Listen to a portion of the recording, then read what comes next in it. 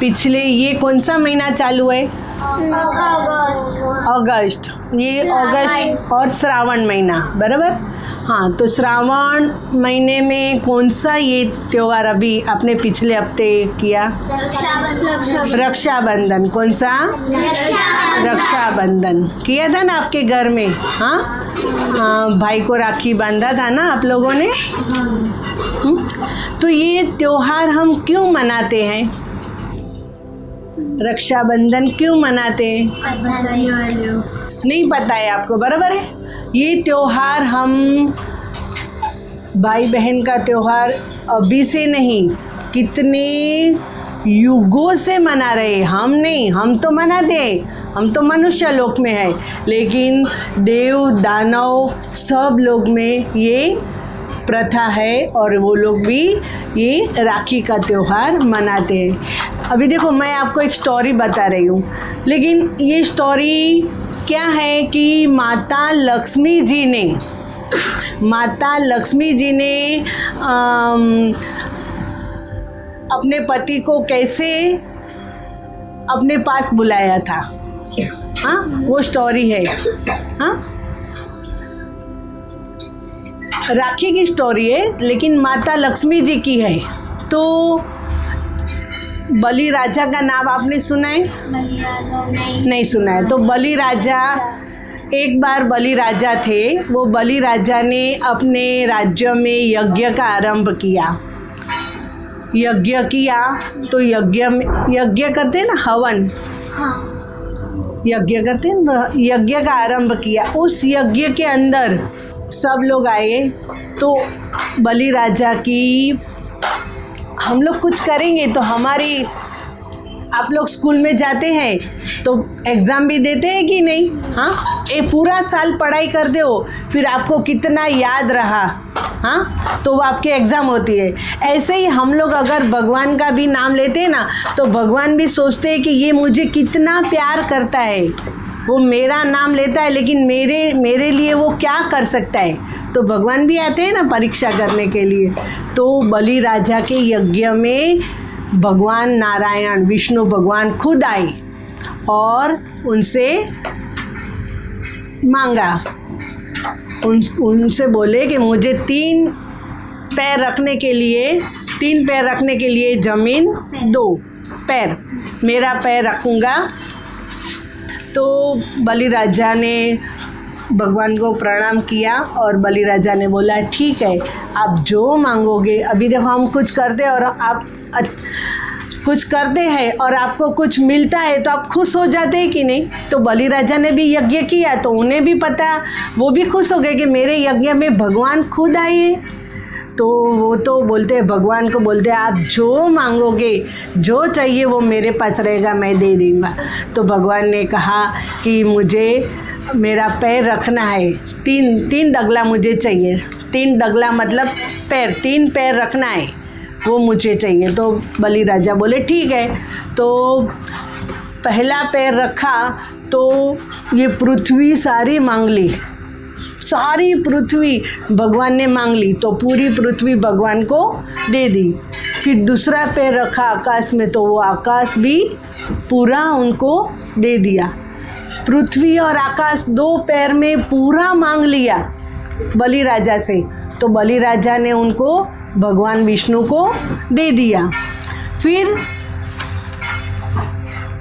2 पैर में बलि राजा ने देखा कि भगवान ने तो, ये कोई साधारण ब्राह्मण नहीं है। भगवान आए थे, लेकिन भगवान कौन से वेश में आए थे? ब्राह्मण के वेश में। कौन से वेश में आए थे? ब्राह्मण के वेश में। तो भगवान ने सोचा कि ये कोई साधारण ब्राह्मण नहीं है, ये तो कोई भगवान ही है। तो तुरंत बलि राजा ने क्या किया, अपना सिर झुका के भगवान को प्रणाम किया। तो फिर भगवान ने क्या किया मालूम है? 3 पैर मांगा था ना, तो 2 पैर तो मांग लिया, एक पृथ्वी और एक आकाश, और तीसरा पैर है ना, बलि राजा के सिर पे रखा और बलि राजा पाताल लोक में चले गए। ऊपर आकाश, धरती और नीचे क्या है? पाताल लोक। ये तीनों लोग भगवान पाताल लोक, जमीन के नीचे। पाताल लोक मतलब छोटे छोटे लोग रहते हैं नीचे, जमीन के नीचे जो रहते हैं ना, पाताल लोक।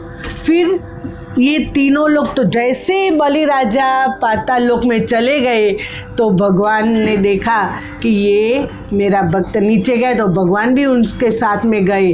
और भगवान ने बलि राजा को बोला कि देखो अभी आपको यहीं पर पाताल लोक में ही रहना है। पाताल लोग मतलब बुरे लोगों का देश होता है ना, नहीं समझाती बात। तो ये पाताल लोक में तेरे को रहना है। तो बलि राजा बोले ठीक है, अभी मुझे कोई फिक्र नहीं है। फिर बलि राजा बोले कि ठीक है भगवान, आपने मेरे को जो बताया ना, अभी मैं आपने जहाँ बोला वहाँ पे मैं रहूँगा, लेकिन मैं आपके बिना नहीं रह सकता हूँ, आपको भी मेरे साथ रहना पड़ेगा। तो बलि राजा तो बोले ठीक है, बलि राजा को बोले पूरा ये पाताल लोक तेरे को संभालना है।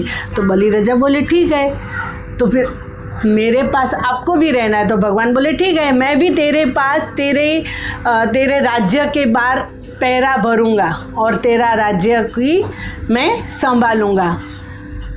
तो ठीक है, ऐसे करते करते थोड़े दिन हो गए।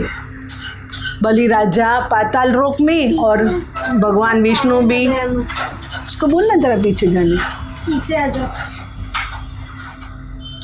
बलि राजा बोले कि वहाँ पर राज्य करते थे और यहाँ पर भगवान विष्णु पहरा भरते थे। ऐसा करते करते बहुत दिन हो गए ना, तो यहाँ पर लक्ष्मी जी सोचते हैं मेरे पतिदेव गए कहाँ, मेरे पतिदेव गए कहाँ, वो गए हैं तो अभी तक क्यों नहीं आए।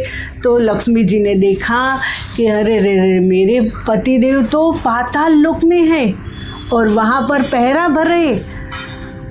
अभी भगवान को बुलाना है तो माता लक्ष्मी जी उनको ऐसे तो नहीं बुला सकती ना भगवान को कि चलो आप आ जाओ। तो माता लक्ष्मी जी ने क्या किया, एक स्त्री का रूप लिया, साधारण स्त्री का रूप लेके वो बलि राजा के राज्य में जाते हैं। कौन? लक्ष्मी माता। और लक्ष्मी माता बलि राजा के राज्य में जाते हैं और बलि राजा को उस समय श्रावणी पूनम थी, तो पूनम को ही रक्षाबंधन मानते हैं ना, रक्षा। हाँ। ये श्रावण सुद पूनम रहती है। क्या रहती है? पूनम। पूनम को ही रक्षाबंधन का त्योहार मनाते हैं। कभी मनाते हैं? पूनम। श्रावण सुद पूनम कभी मनाते हैं? श्रावण पूनम। पूनम को ही ये रक्षाबंधन का त्योहार मनाते हैं। तो उन्होंने माता लक्ष्मी जी ने क्या किया, अपने साथ राखी लेके गई थी और उन्होंने बलि राजा के हाथ पे राखी बांधी। तो बलि राजा ने भी माता लक्ष्मी जी ने जो राखी बांधी ना, तो उन्होंने माता लक्ष्मी जी को बहुत सारा दिया कि आपको जो चाहिए, पैसा, हीरे जवाहरात जो चाहिए आप लेके जाओ, आपको मैं दे रहा हूँ, आपका भाई हूँ ना, मैं आपको दे रहा हूँ। तो माता लक्ष्मी जी बोले मुझे ये सब नहीं चाहिए, मुझे ये सब नहीं चाहिए। बोले क्यों? आपको मैं इतना सारा और चाहिए तो और लेके जाओ। बोले नहीं नहीं, मुझे इसमें से कुछ भी नहीं चाहिए। तो बोले क्यों? बोले मुझे तो सिर्फ वहाँ जो पहरा भर रहे हैं ना वो चाहिए। तो बलि राजा ने सोचा ये क्या मांग रहे हैं, तो तुरंत लक्ष्मी जी ने अपना स्वरूप प्रकट किया कि मैं साधारण, मतलब मैं कौन हूँ। तो लक्ष्मी जी ने अपना स्वरूप प्रकट किया और लक्ष्मी जी ने बलि राजा को बोला कि देखो कुछ भी हो, आप मेरे पति देव को मेरे साथ आने दो। तो बलि राजा ने तो सोचा था कि मुझे तो भगवान चाहिए, तो भगवान को वो कैसे छोड़ सकते हैं। तो बोले कि देखो अभी बहन ने मांगा तो भाई को देना ही पड़ता है। लक्ष्मी जी ने क्या बोला, बहन ने मांगा है वो भाई को देना ही पड़ता है, आपको मेरे पति को छोड़ना ही पड़ेगा। फिर बलि राजा बोले कि हाँ, आप भगवान को लेके भगवान के साथ जाओ, भगवान को भी बोले कि आप भी जाओ, लेकिन आपको मेरे पास आना पड़ेगा। तो भगवान बोले ठीक है मैं आऊँगा। तो फिर जी आपको पता है आषाढ़ी पूर्णिमा रहती है, पंढरपुर की यात्रा होती है, पता है? हाँ, आषाढ़ी पूर्णिमा मालूम है? ये रक्षाबंधन है ना, उसके पहले अभी जो गई ना वो आषाढ़, फिर श्रावण, फिर भादर, फिर आसो, फिर कार्तक। तो ये जो 4.5 महीने जो रहते हैं ना, 4.5 महीने, आपको पता होगा देवपोढ़ी एकादशी बोलते हैं। देवपोढ़ी माने भगवान आषाढ़ सुद एकादशी को भगवान क्षीर सागर में आराम करते, सो जाते, मतलब ध्यानस्थ रहते। सबको लगते हैं सो जाते, सोते नहीं है, भगवान ध्यान में रहते हैं। क्षीर सागर समुद्र बहुत बड़ा, मुझे पता है। समुद्र के अंदर भगवान आषाढ़ी पूनम, आषाढ़ महीने की पूनम, आषाढ़ी पूनम जो गुरु पूर्णिमा रहती है, पता है ना? पिछली बार गुरु पूर्णिमा आई थी, मैंने बताया था गुरु पूर्णिमा का महत्व बताया था ना। तो गुरु पूर्णिमा के दिन भगवान पाताल लोक में चले जाते हैं, सागर के अंदर पाताल लोक में चले जाते हैं। और कार्तिकी पूर्णिमा आती है जो दिवाली के बाद में, दिवाली के 15 दिन के बाद में जो कार्तिकी पूर्णिमा आती है ना, वो पूर्णिमा के दिन भगवान लक्ष्मी जी के पास जाते हैं। तो ये तभी हम लोग देव दिवाली मनाते हैं, मालूम है? कि भगवान के घर उजाला हो, हम लोग हमारे घर में दिया करते हैं कि नहीं करते? देव दिवाली करते हैं हमारे घर में बड़ी।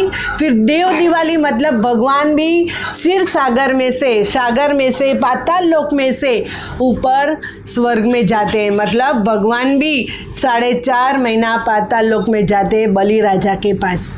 तो ये बलि राजा की कहानी है कि बलि राजा को राखी बांध के, देखो माता लक्ष्मी जी ने कैसे भगवान को बुला लिया अपने पास, विष्णु को बुलाया कि नहीं?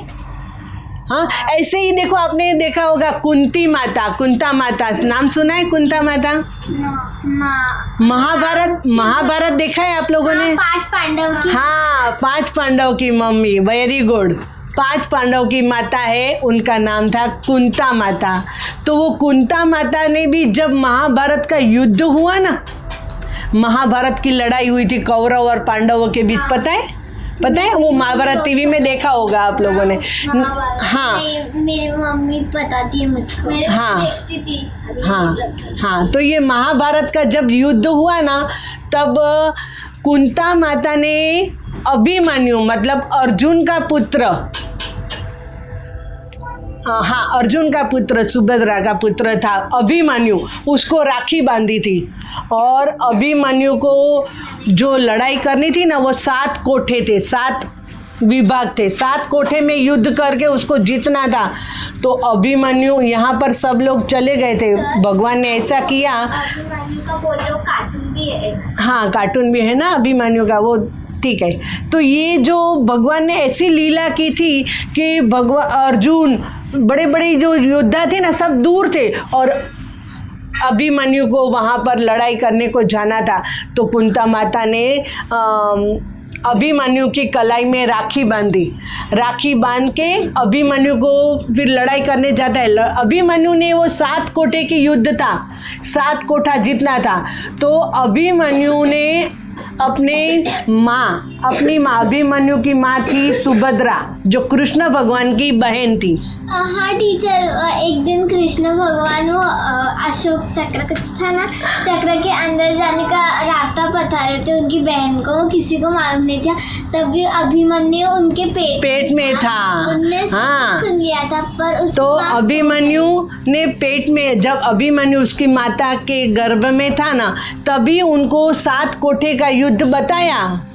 लेकिन 6 कोठे का युद्ध तो उन्होंने सुना, लेकिन 7वां जब चालू हुआ ना, जब सिखाया ना, जब भगवान ने, तब वो सो गया था। तो बच्चा भी सो गया, सुभद्रा माँ भी सो गई, बच्चा भी सो गया। इसलिए 7वां कोठा कैसे बाहर निकलने का वो उसने नहीं सुना। लेकिन कुंता माता ने जो राखड़ी बांधी थी ना, तो राखड़ी बांधी थी, तो जब तक अभिमन्यु की कलाई में राखी थी, तब तक वो सब युद्ध, वो अभिमन्यु अकेला और उसको मारने वाले 7 जन थे। 7 जन, उसको सब बड़े बड़े योद्धा 7 और अभिमन्यु अकेला। लेकिन वो 7 को अभिमन्यु लड़ाई करता है, इतनी लड़ाई करता है, लेकिन उसके हाथ में जब तक राखी थी तब तक उसको कुछ नहीं हुआ, और जब उसके हाथ में से राखी निकल गई तब वो मर गया। तो राखी भाई की रक्षा के लिए बहन बांधती है। आप लोग बहन हो ना, तो आप बहन बांधते हो अपने भाई को राखी। तो ये एक श्लोक है, ये न बधो बलि राजा, बोलो, ये न बधो बलि राजा दानवेंद्रो महाबलः तेन त्वां विभग्नानि रक्षे माचल। ये बलि राजा दानवों के जो राजा थे, बलि राजा, उनको राखड़ी बांधी थी लक्ष्मी माता ने, देखो, और उन्होंने पूरा अपने पति को बुला लिया था। और ये राखी है ना, भाई की रक्षा करती है, और भाई भी प्रण लेता है कि मैं भी मेरी बहन की रक्षा करूँगा। हाँ, भाई भी ध्यान रखता है ना बहन की। तो जैसे ये राखी के सूत में अपने शक्तिशाली दानवों के राजा बलि को जैसे बांधा था लक्ष्मी माता ने ये सूत से बलि राजा को बांधा था और अपने पति को लाए थे। ऐसे ही हमारा भाई भी हमारी बहन की भी रक्षा करता है, और बहन भी ऐसा सोचती है कि मेरा भाई त्रिलोचन बने। ठीक है, त्रिलोचन क्या होता है? त्रिलोचन क्या है? वही तो पूछ रही हूँ। लोचन मीन्स क्या? पता नहीं। ये संस्कृत वर्ड्स है। त्रिलोचन जो भगवान शंकर के पास है, 3 आँख है भगवान की, पता है ना, 1 2। इधर। हाँ, तो हमारी आँख नहीं है, लेकिन हमारा ये आज्ञा चक्र है ना, उससे हमको पता चलता है। आज्ञा चक्र से आप लोग आगे मतलब मैं आपको देखो शशांक आसन और ये कराती है ना, आप आंख बंद करके ध्यान करते तो यहाँ पर ओम का ध्यान करने का, इससे क्या होता है, हमारा तीसरा नेत्र खुल जाए, मतलब हमारी पीनियल ग्रंथि आपकी एक्टिव होगी, तो आपको उतना ही फायदा होगा। जो बच्चा जितना शांत रहेगा उतना वो सफल ज़्यादा होगा। सागर का पानी है, हाँ, उछल के जो लहर आती है, हाँ, वो भी वापस जाके समुद्र में शांत हो जाती है। बाहर आती है तो वो कचरा रहता है ना समुद्र में, वो बाहर फेंक देती है और फिर धीरे से शांत होके अंदर शांत हो जाती है। होती है कि नहीं? तो आप लोग भी अपने मन का जो कचरा है वो निकाल देने का। जब पढ़ाई करने बैठते हैं तब टीवी की बातें और सीरियल, मोबाइल जो कुछ देखते हैं वो सब आपको बाहर रख देने का, वो तब याद नहीं आना चाहिए पढ़ाई के वक्त। टीचर तभी विष्णु भगवान ने तीसरी आँख खोली थी, तभी धरती फट गया था। धरती फट गया था? नहीं, धरती पर अंधेरा छा गया था। पहले तभी पार्वती देवी ने उनकी आँख बंद की तो पूरी दुनिया में अंधेरा छा गया, और फिर उनको तीसरी आँख खोलनी पड़ी। तो मतलब पूरा यहाँ पर उजेड़ छा गया। तो लक्ष्मी माता की ये पसीने से एक बालक का जन्म हुआ ना, अंधा। हाँ, वो अलग है, स्टोरी अलग है।